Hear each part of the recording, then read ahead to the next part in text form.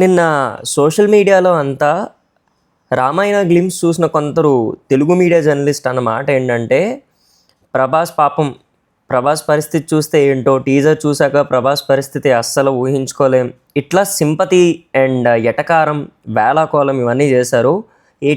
ఈ బాలీవుడ్ రామాయణ గ్లిమ్స్ చూసి, రణబీర్ కపూర్ నటించిన రామాయణ గ్లిమ్స్ చూసి సరే ఏంటో అనుకున్నాను, చూద్దాం కదా అని నేను అనుకున్నా. మార్నింగ్ యాజ్ యూజువల్గా 9:30 10:15కి టీజర్ రిలీజ్ అయింది. లిటరలీ టీజర్ చూశాక బోండమ్మకి అదే మన ఓం రావుత్కి 4,000 కోట్లు ఇచ్చుంటే ఇంకా బాగా తీసేవాడేమో అనిపించింది. నిజంగా టీజర్ అయితే నాకు వర్తి అనిపించలేదు, ప్రామిస్గా చెప్తున్నా.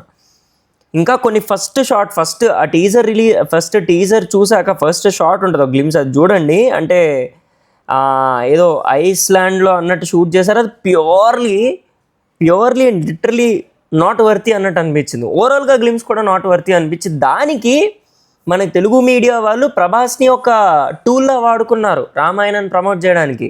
అది చాలా వరస్ట్ అనిపించింది నాకు. నీ హీరోని, మన టాలీవుడ్ హీరోని, మన టాలీవుడ్ ప్రైడ్ని తక్కువ చేసి మాట్లాడడం ఎంతవరకు కరెక్ట్?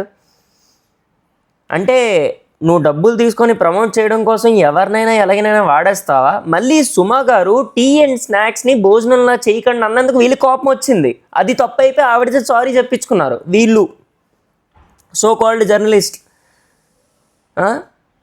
టీజర్ చూసాక అర్థమైంది అది 4,000 కోట్లు సినిమానా అని. సినిమా ఎలా ఉంటుందో పక్కన పెడితే అట్లీస్ట్ ఇప్పుడు టీజర్ వరకు మాట్లాడుకుంటే నాట్ వర్తి. దానికి మీరు ప్రభాస్ని వాడుకున్నారు, సినిమాని వాడుకున్నారు, మన ప్రభాస్ని డీగ్రేడ్ చేశారు.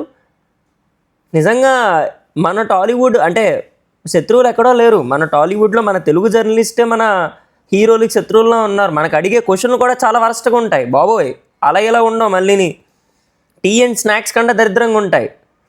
మరి దీని మీద మీ ఒపీనియన్ ఏంటి? మీకు నిజంగా రామాయణ టీజర్ ఎలా అనిపించింది? అది తప్పకుండా కామెంట్స్లో చెప్పండి, చూస్తా.